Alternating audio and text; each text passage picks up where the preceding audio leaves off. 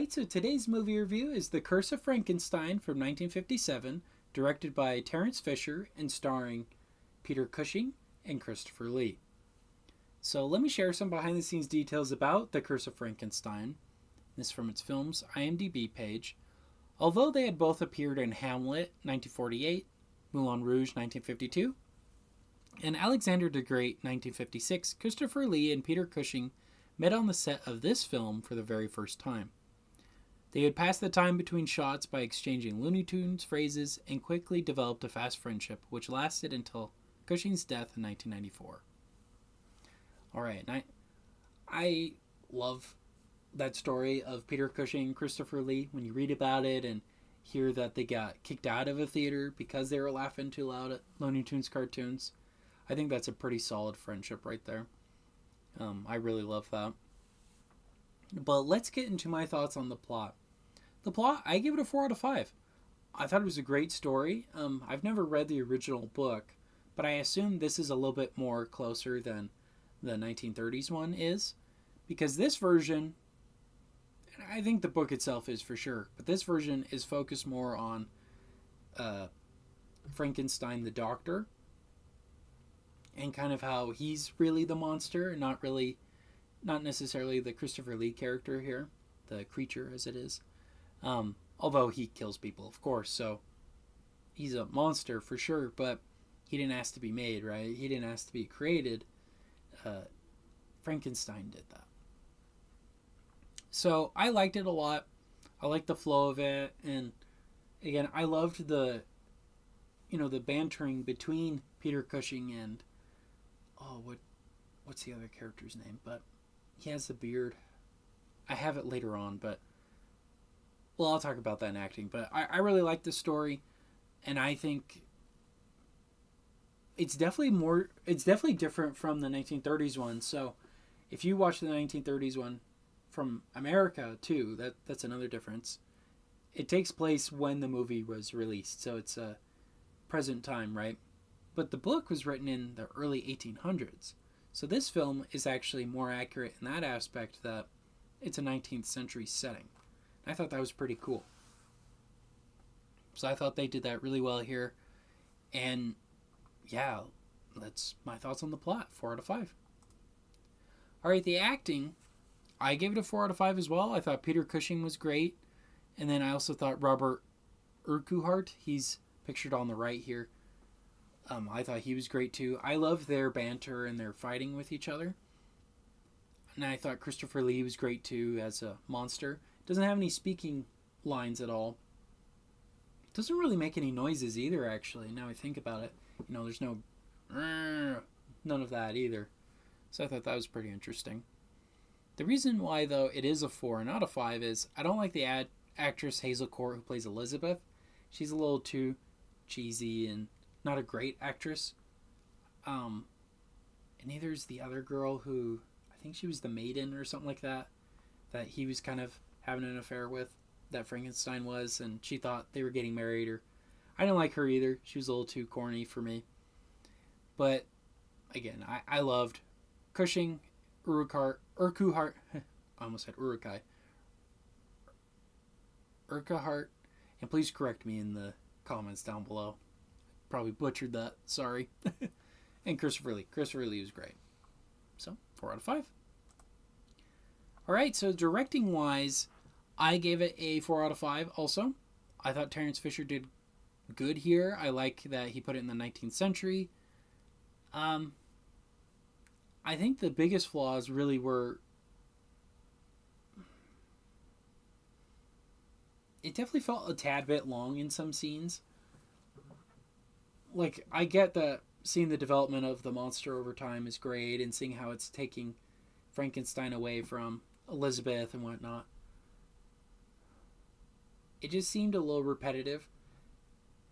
That's just me. But anyway, I loved what Terence Fisher did here. And if you look at his other films, he did The Adventures of Robin Hood, which I think is from the 50s. Horror of Dracula, which is a great film. I really like that one, and I can't wait to review that at some point for the show. He did a version of the Phantom of the Opera, He did the Mummy. Yeah, he did a version of the Mummy. So he used a lot of the same people for all these movies. Because in England, they had their Hammer films. That was the studio who produced them. And so they remade a lot of the Universal films, but in, of course, British actors and setting. And in a lot of cases, they did them in the era that the story takes place rather than contemporary. So it's pretty cool. And it does separate them from the American versions. All right, so let's move on to the cinematography and special effects. I give it a 5. I really liked it, especially the color in the film. I thought it looked amazing. I thought the costumes looked great, very accurate to the time period. And I like Christopher Lee's makeup, and it kind of looks like he was really sewn together and fixed up, all messed up. But I will say it's not as iconic as the Boris Karloff. I'm sorry, the Boris Karloff design, that's what you think of when you hear Frankenstein's monster. You're not going to be thinking of this one. But I still thought it looked really cool. Again, a little bit more realistic. And, there's no bolts or anything sticking out of his neck. Nothing like that. It's a lot more realistic. And, yeah, that's why I give it a 5 out of 5. Alright, so the music, I give it a 4 out of 5. I thought it was generic, but set the tone very well. Didn't really stand out to me. It's not like the Gone with the Wind score, Wizard of Oz. Those ones really stick with you. This one, not so much. But it fits the setting. It fits the story they're trying to tell. It was perfectly fine. So, 4 out of 5.